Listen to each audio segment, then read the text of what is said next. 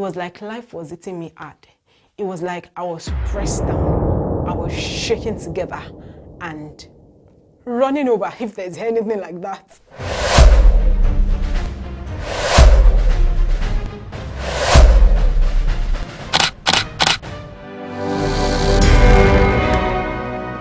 In today's video, I'll be sharing with you a personal life experience. And at first, I was very nervous talking about this, but I really believe that it is one in which we all can learn from. Fear is the mother of anxiety, of worry, and of depression. In fact, as human, we love to always be in charge, and fear can only happen when we don't feel in control, when we feel we are losing grip of being in charge. And that was what happened to me in the year 2020. Okay, so for the first time in my life, I had the fear of death. It was during the delivery of my baby, and the stress, the pain, the agony was getting so much, and I feel that I was losing grip and I was losing control of everything. And just in a glimpse, it was like I had an option: life or death.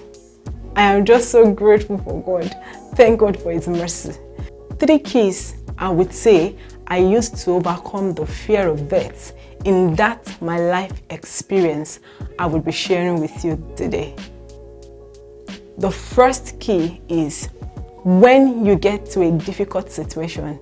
And I think at that moment, I was in a very difficult situation. It was like life was eating me hard. It was like I was pressed down. I was shaking together and running over, if there's anything like that. Because the pain and the anxiety was indeed running over. But there was something I never did.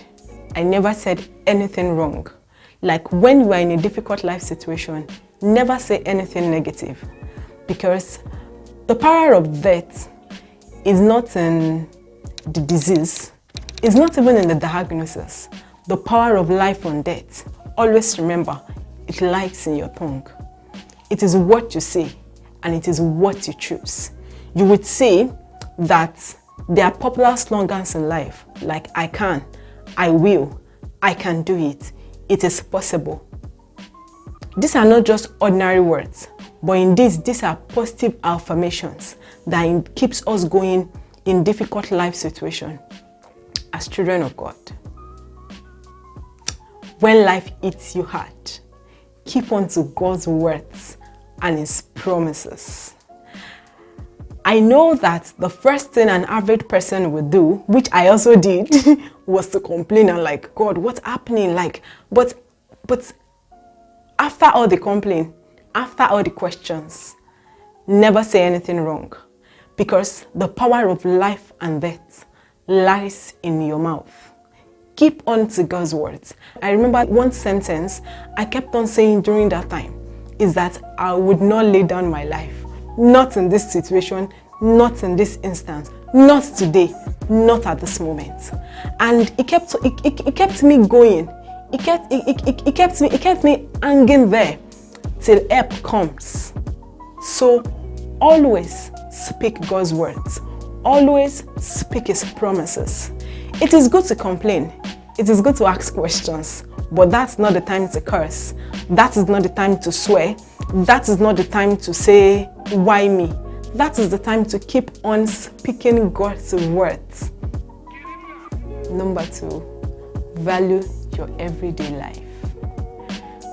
Life is about value. Life is about giving and taking. Life is about daily giving ourselves.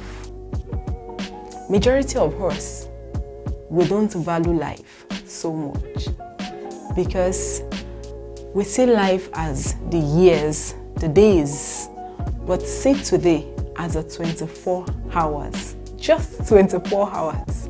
And one thing I started doing about a year ago was I had a journal where I daily and intentionally get busy. I write my schedule for today.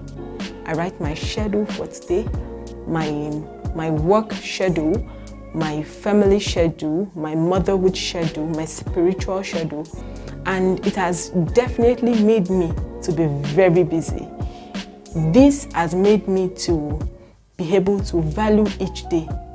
See, fear of death, I feel, is a waster of time, and our life is inbox in time. You don't want to sit all the day running from something that's not there.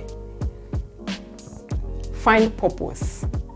Find the real meaning for your life, so that when the fear of death comes knocking at the door, it finds you too busy.